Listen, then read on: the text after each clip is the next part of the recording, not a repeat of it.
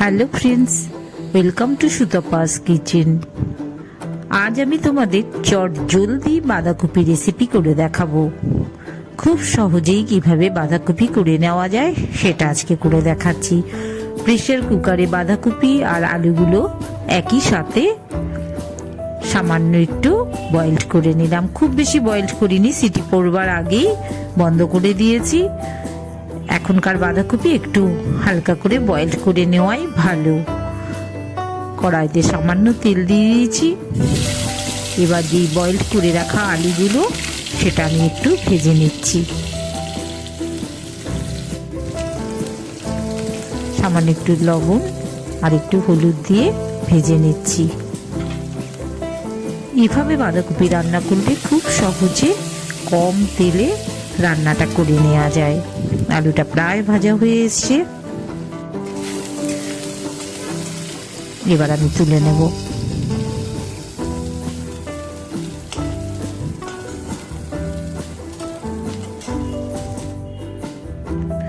দেখিয়ে দিলাম তোমাদের পেঁয়াজ, 5-6 কোয়া রসুন, একটু কাঁচা লঙ্কা, একটু সামান্য একটু আদা, টমেটো আর 8-10টার মতন আমি কাজু বাদাম নিয়ে নিলাম। একটু জল দিয়ে সবগুলোকে একসাথেই আমি পেস্ট করে নেব।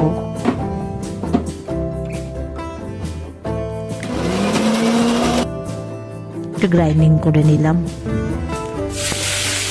মাছের মাথাটা ওই অল্প তেলেই আমি হালকা করে ভেজে নিচ্ছি। খুব কম তেলে এভাবেও কিন্তু চটজলদি করে নেওয়া যায়। সামান্য একটু লবণ আর একটু হলুদ মিশিয়ে দিচ্ছি, মাথাটাকে একটু ভেজে নিচ্ছি।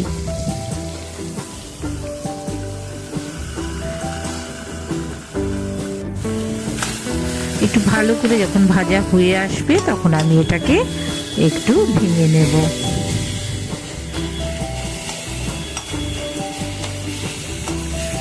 ভাজা প্রায় হয়ে এসছে, এবার আমি একটু আলগা করে নিচ্ছি।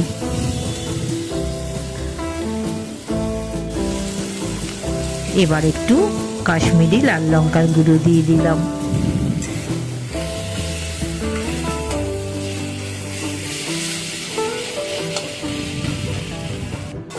তুলে নেব মাছের মাথাটা।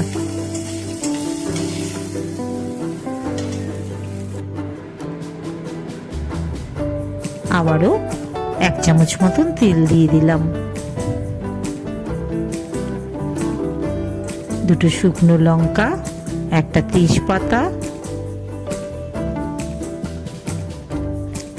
একটু 2টো এলাচি দানা আর ওই যে বাটা মশলাটা যেটা আমি করে রেখেছিলাম পেঁয়াজ রসুনের সাথে একটু কাজু বাদামও আছে সেটা মিশিয়ে দিলাম।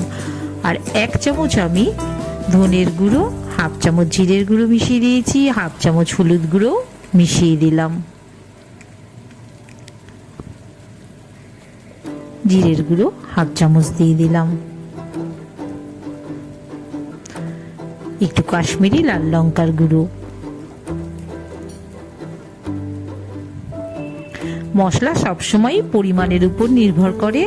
তোমরা যে যে রকম পরিমাণ নেবে সেভাবেই কিন্তু মশলাটা ইউজ করতে হবে। সামান্য একটু জল দিয়ে মশলাটাকে কষিয়ে নিচ্ছি। একদম মশলাটা পুরোপুরি কষিয়ে গেলে তখন আমি বাঁধাকপিটা অ্যাড করে দেব।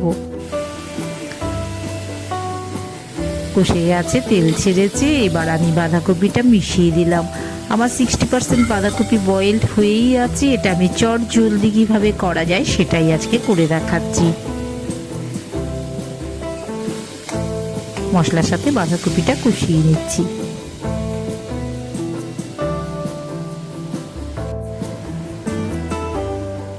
আবারও পরিমাণ মতন লবণ, প্রায় 1/2 চামচের মতন লবণ দিয়ে দিলাম।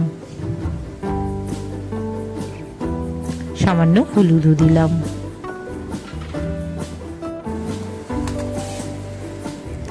বাঁধাকপি যখন একদম কষে এসছে, জলটা ড্রাই হয়ে গেছে, তখন মাছের মাথাটা মিশিয়ে দিচ্ছি।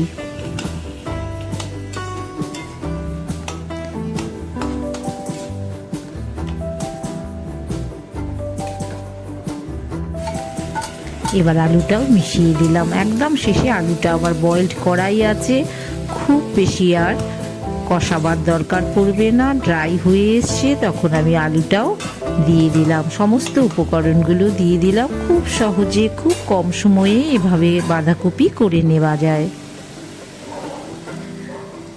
একটু সামান্য চিনি দিয়ে দিলাম।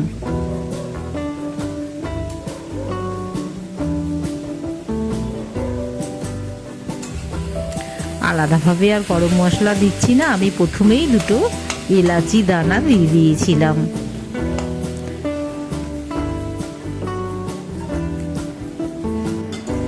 আমার রেসিপিটা একদম রেডি হয়ে গেছে। ড্রাই বাঁধাকপি হয়েছে, দারুণ টেস্টি খেতে হয়। এভাবে করে দেখো সবাই।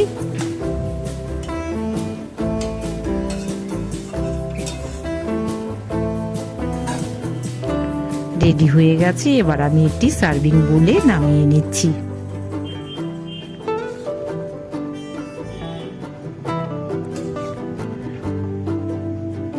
সুতাপাস কিচেন এরম দারুণ দারুণ রেসিপি নিয়ে রোজই আমি চলে আসছি।